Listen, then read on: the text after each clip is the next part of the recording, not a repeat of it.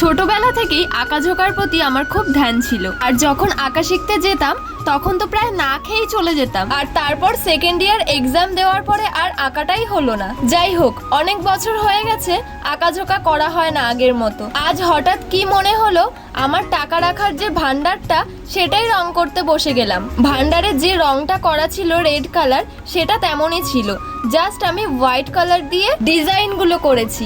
অনেক বছর হয়ে গেছে আঁকাঝোঁকা যেহেতু করি না, তাই জন্য হাতটা কেমন বসে গেছে। আর আজকে তো দুপুরে খাওয়া দাওয়া করেই বসে গিয়েছিলাম এটাকে ডিজাইন করতে। তো ডিজাইনগুলো কেমন হয়েছে তোমরা কিন্তু অবশ্যই কমেন্ট করে জানিও। আর হ্যাঁ, সত্যি সত্যি বলবে কেমন হয়েছে, মিথ্যে বলবে না।